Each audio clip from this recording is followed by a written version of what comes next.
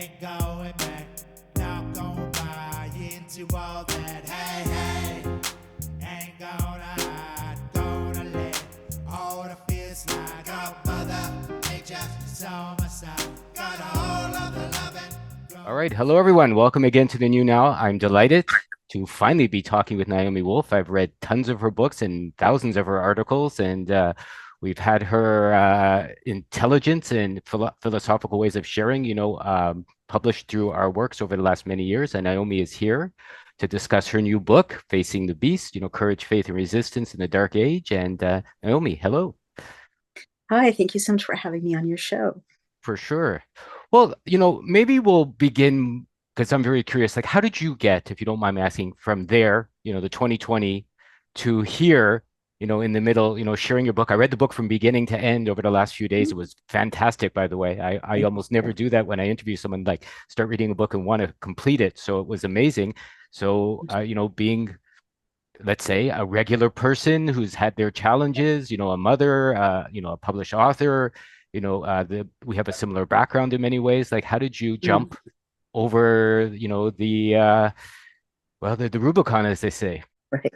Mhm. Right. Well, it's such a great question. It is indeed one of the themes of Facing the Beast, how I went from being, pre-2020, kind of a fixture of legacy left-wing media for 35 years to due to one accurate tweet in June of 2021, where I correctly warned that women were reporting menstrual problems upon receiving, pardon me, and that led to my being immediately deplatformed and globally vilified. And it turned out, after two lawsuits by attorneys general, that the people who did that were the White House and the Hmm, CDC working to put really? pressure on Twitter and Facebook. Yes, so that's scary. But that experience of being deplatformed and made into a non-person, um, untouchable, by all these legacy news outlets in the society in which I'd made my home, was kind of a blessing in disguise, because it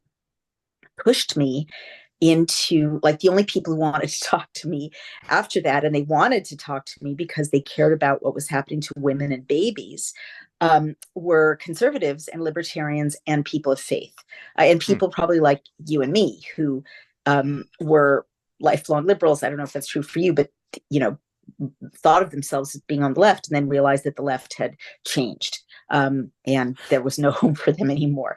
So that kind of exile turned out to be a blessing in disguise, because I had many conversations with people in quote unquote the rest of America and the Right. rest of the world outside this liberal elite media bubble.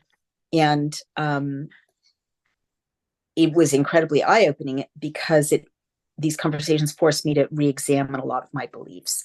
And in fact, one of the chapters is called "Dear Conservatives, I Apologize." I had to account for the fact that I believed things that were just not true or not well grounded. I had to re-examine my beliefs, ranging from, what happened on January 6th, to my views about the Second Amendment, to even things I believed about the Steele dossier and Hunter Biden's laptop. Was it important? And so on. So that is the story of my exile, um, and kind of rebirth into a different kind of consciousness.